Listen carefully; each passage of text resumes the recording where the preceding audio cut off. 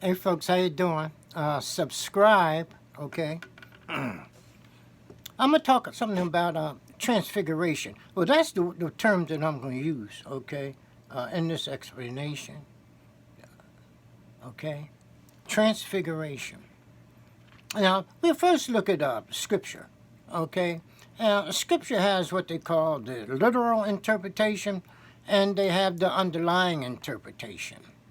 The esoteric and the esoteric within inner interpretation and the exoteric outer interpretation. Okay? So we have these two interpretations, okay, would come under the two truths. Okay?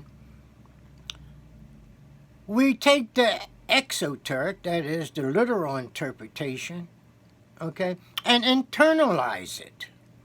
Instead of just abandoning it, people say, no, you don't want the just literal interpretation. You want the underlying interpretation. It's more meaningful. Well, in a way it is. But one supports the other. Okay. So we bring in the literal interpretation, okay, and we use it. We use it to base our inner interpretation. After all, to make an inner interpretation, you need something to interpret. So that's the exoteric interpretation. So we brought it in, okay? Transfiguration. Now we have the external world, okay? And we see figures, we see things going on.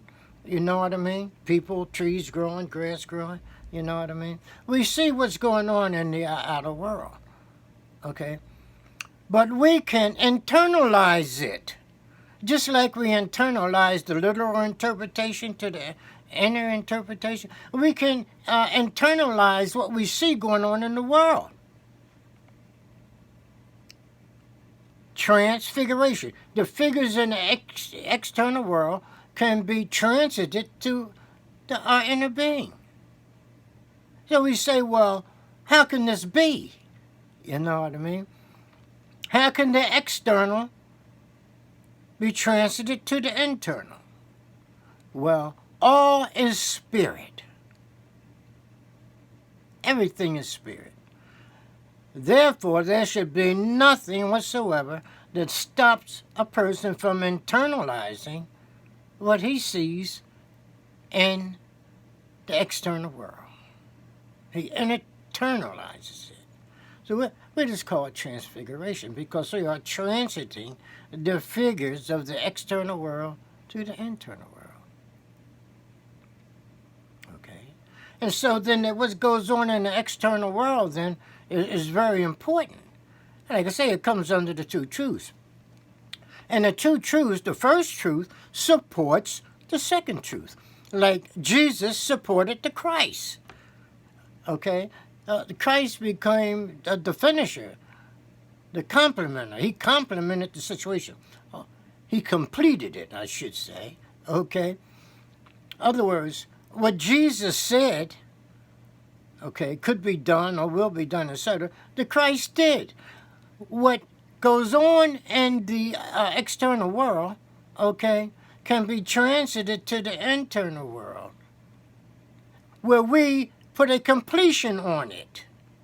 Just like the Christ put the completion on what Jesus had said, etc.